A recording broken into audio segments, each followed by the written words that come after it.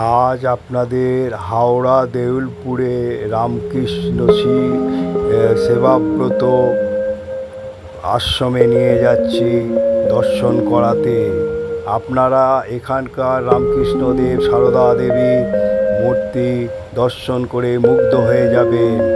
এখানে আসবেন দেউলপুর রামকৃষ্ণ সেবাব্রত আশ্রম। আজ আপনাদের দেউলপুর সেবাব্রত আশ্রমে এনেছি। এখানে আসতে কোনো অসুবিধা নেই। ধুলাগড়গামী বাসে উঠে দেউলপুরে চলে আসবেন। দেউলপুরে নেমে রামকৃষ্ণ সেবাব্রত আশ্রম। এই আশ্রম খুবই ভালো। এখানকার অনেক সেবামূলক কাজ রয়েছে। চলুন আপনাদের দেউলপুর রামকৃষ্ণ সেবাব্রত সঙ্গে নিয়ে যাচ্ছি।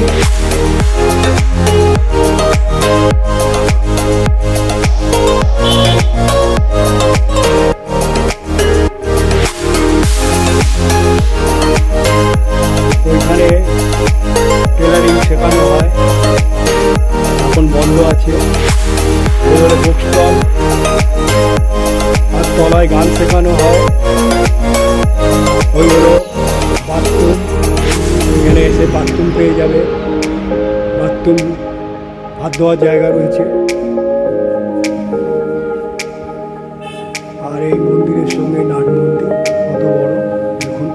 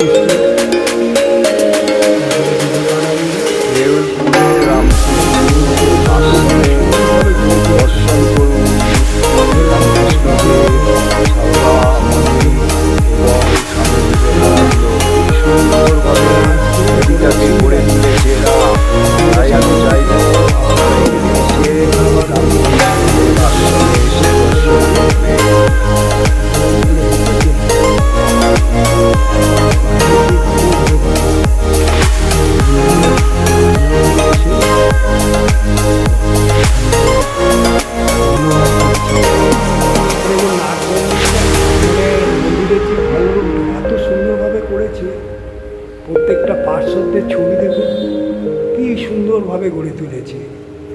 স্বামী বিবেকানন্দ, স্বামী ত্রিগুণানন্দজি, স্বামী অদ্ভুতানন্দজি, প্রত্যেকটা পার্শ্বদের ছবি কত সুন্দরভাবে গড়ে তুলেছে। মানে আশীর্বাদ করি তোমাদের চৈতন্য হোক, যেটা ভগবান রামকৃষ্ণদেব যখন কল্পতরু হয়েছিল তখন এই বাণী তিনি বই করেছিলেন। এই রামকৃষ্ণ আশ্রমে এখানে এখনো ভোগের ব্যবস্থা চালু হয়নি। আমরা এখানে পরামান্ন গ্রহণ করে বাড়ির উদ্দেশ্যে রওনা হব। আজকে একটা দেউলপুরে ছোট্ট করে একটা রামকৃষ্ণ সেবা আশ্রমে আরেকটা ব্লগ বানাচ্ছি। ভোগ ঘর, ভোগের রান্না হয় এখানে। দেখুন কত সুন্দর, পরিষ্কার পরিচ্ছন্ন। এখানে কিন্তু আগে থেকে না বলে ভোগ কিন্তু পাবেন না। এখানে আগে থেকে ফোন করে জানিয়ে দেবে। সেটা আগেও আমি বলে দিয়েছি, এখন একটা ছোট্ট ব্লগ বানাচ্ছি, সেটাও আমি আপনাদের বলে দিই।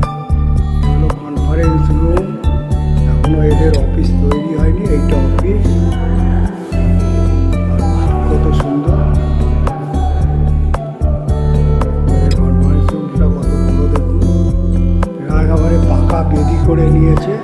এখানে সম্মেলন যখন হয় এই বেদির ওপরে হয়, আর পাকা তৈরি করে নিয়েছে পুরো পাথরে দেখুন। আর এখানে স্বামীজি রামকৃষ্ণদেব আর সারদা দেবী আছে। দেউলপুর শ্রী শ্রী রামকৃষ্ণ সেবাব্রত সংঘ। এ হলো বুক স্টল, এখন বন্ধ আছে।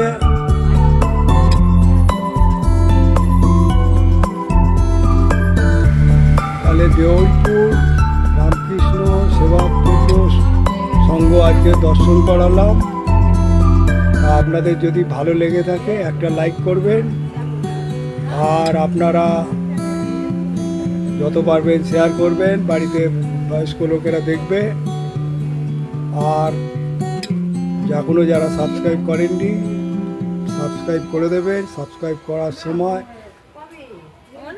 আইকন বোতামটা টিপে দেবেন। টিপে দিলে আমি যখন ব্লগ বানাবো আপনারা পেয়ে যাবেন। আপনারা ভালো থাকুন, সুস্থ থাকুন, এই বলে ব্লগটা আমি এখানে শেষ করলাম। এখানে কনস্ট্রাকশনের কাজ চলছে দেখুন এখনো। আর এই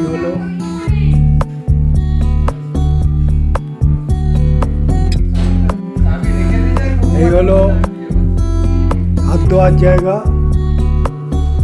আর এই হলো বাথরুম দেখুন। এই হচ্ছে ভোগের রান্নাঘর, আর এইখানে হচ্ছে সবজি কাটা। কত সুন্দরভাবে কাজ করে তুলছে মন্দিরে। দাদা, আপনি এই মন্দিরে কাজ করছেন? দেখুন কত সুন্দরভাবে আপনি কি এই মন্দিরে পুরো যে মন্দিরটা পুরোই কাজ করেছেন? পুরো। আপনার নাম দাদা? দু চার কথা বলুন। আমার নাম চন্দন বেড়া। এই মন্দির যখন থেকে তৈরি হয়েছে তখন থেকেই কাজ করেছে পুরো, মানে মন্দিরটা আপনার হাতেই তৈরি করা। আর এই যে এটা কি একটা বেদি বানাচ্ছেন না কোনো? হ্যাঁ, নতুন যে গেটটা হচ্ছে ওইটাই আপনি বানাচ্ছেন। আপনার হাতের কাজ তো খুবই ভালো। ঠিক আছে, ভালো থাকুন, সুস্থ থাকুন। আপনাকে বলার জন্য কি সুন্দর বানাচ্ছে। আজ আপনাদের রামকৃষ্ণ সেবাব্রত আশ্রম দর্শন করে এবারে আমি বাড়ির পথে রওনা দিচ্ছি। ঘোড়াঘর পাশে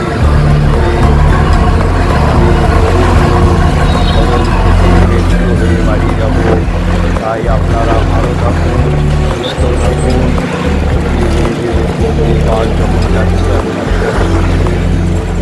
তুলে দিলাম ভিডিও এরা করবে। এই দেউলপুর রামকৃষ্ণ সেবাব্রত এদের অনেক সেবামূলক কাজের সঙ্গে যুক্ত থাকে এবং আধ্যাত্মিক কাজের সঙ্গেও যুক্ত থাকে। এখানে অনেক সম্মেলনও হয়। এদের এখানে টেলারিংয়ের ব্যবস্থা আছে, গান শেখানোর ব্যবস্থা আছে। এরা পরবর্তীকালে আরও এই আশ্রমকে বাড়িয়ে আরও অনেক কিছু করার আছে। তাই আমি বলবো আপনারা দেউলপুর আসুন, এই আশ্রম দর্শন করুন। খুব সুন্দরভাবে মন্দির গড়ে তুলেছে। জয় রামকৃষ্ণ দেব, জয় সারদা দেবী।